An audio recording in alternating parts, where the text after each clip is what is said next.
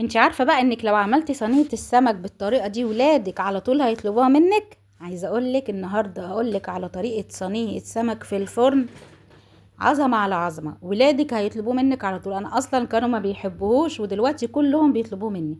السمك الماكريل مفيد جدا وفيه اوميجا 3 علشان ذاكرة ولادنا تبقى كويسة ويركزوا، ويا رب يركزوا بقى في الدراسة. انا جايبه سمك ماكريل الاصلي النرويجي. لما تروحي تشتري السمك الماكريل اشتري الاصلي والنرويجي. هو بيبقى غالي شويه عن التاني، بس ما تجيبيش الشيك ماكريل، ده بيبقى انضف واحسن.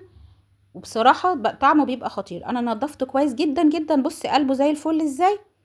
نضفته كويس جدا جدا بالدقيق وبالملح وبالليمون، وتبلته بايه؟ تتبيله السمك، توم وملح وكمون وشويه شطه وكزبره وطبعا ليمون. اوعي تنسي الليمون. انا نقعته في التتبيله ساعه.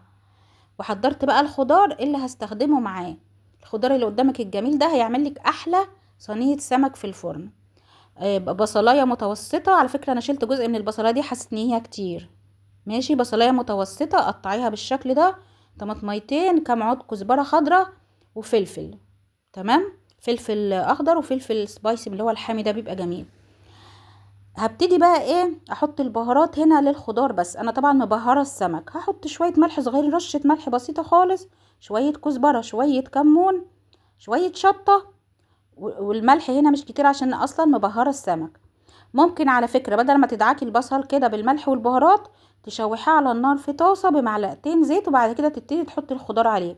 الطريقه دي حلوه والطريقه دي حلوه، اللي انت عايزاه تعمليه، بس الاتنين مظبوطين بالملي. على فكرة والله العظيم اسمعي مني هتعملي احلى سمك. دعكنا البصل بالملح وبالبهارات. ما تنسيش دايما السمك بيحب الليمون في التتبيلة بتاعته. وهنا برضو هنحط نص ليمونة مع البهارات، مع الخضار. نزلت بقى بالخضار اللي قطعته، البصل والفلفل الرومي والفلفل الحامي والكزبرة والطماطم، وابتدي اقلبهم. ما تنسيش هنا تحطي فصين توم مفرومين، مش كتير، فصين توم بس مفرومين ناعم. وتعصري نص ليمون. انا حطيتهم بس مش عارفه مش ظاهرين ليه في الفيديو بصراحه. تحطي فصين توم مفرومين ناعم مع الخلطه الجميله دي، وتعصري نص ليمونه. قلبنا الخضار مع بعضه. السمك بقى اتبل ساعه. عملت له كده فتحات كده بالشكل ده بالسكينه.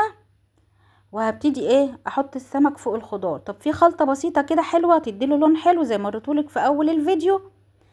دي من طريقتي انا ومن تركاتي انا. هتعملي خلطة بسيطة خالص هتدهيني بيها السمك من فوق علشان ياخد لون حلو، وكمان بتديله تيست اعلى. طب الخلطة دي عبارة عن ايه؟ معلقة واحدة بس صلصة طماطم، معلقة هريسة شطة، ومعلقة زيت. يعتبر انا حطيت ايه؟ انا مش هحط زيت تاني. انا الزيت اللي هحتاجه كله هحطه في الخلطة دي. يعني السمكتين دول وشوية الخضار دول احتاجوا مني معلقتين بس كبار زيت، مش اكتر من كده. يعني وصفة كمان مش تقيلة ومش مليانة زيوت ولا مقلي ولا الكلام ده خالص. معلقتين زيت كبار، معلقة صغيرة هريسة شطة، ومعلقة صغيرة صلصة طماطم. هبتدي كده ادهن بقى السمك كده من كل جنب بالشكل ده. وعلى فكرة بالفرشة هيبقى احسن، وانا عندي فرشة بس دورت ما لقيتهاش في الوقت ده بصراحة. هدهن السمك في الوقت ده بقى. كنت مشغلة الفرن مسخناه درجة حرارة 180. هدخل الصينية الرف اللي تحت خالص، الصاجة اللي فوق الشعلة على طول 10 دقايق. بعد كده هطلعها على الشواية فوق، تحت الشواية ولا على الشواية 10 دقايق برضه. يعني مدة التسوية الكاملة 20 دقيقة، من 15 ل20 دقيقة. تمام. كنت عاملة بقى رز ابيض مفلفل كده جميل مع السمك ده، بيليق معاه جدا الرز الابيض، لان اصلا السمك بيبقى معاه خضار ومش محتاج اي حاجة، مش محتاج ان انا اعمل رز ببصل خالص. لان اصلا السمك مع الخضار الجميل كله اللي بيديه الطعم الحلو. بتاخدي بقى من الخضار وقطعة سمك وتاكلي كده. وما تنسيش لما انتي بتاكلي تدعيلي.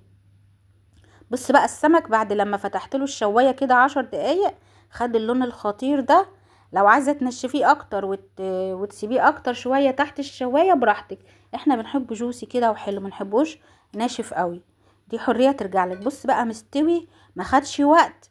طعمه خطير ولونه خطير. على فكره ريحته كانت قلب البيت. اعملي الكميه اللي انت عايزاها طبعا. انا عامله 2 بس عشان كان عندي اكل متبقي من اليوم اللي قبليه. سهل وخفيف وما بياخدش وقت ومش تقيل. اتمنى لو عجبك الفيديو متنسيش تعملي لايك وتشتركي في القناه.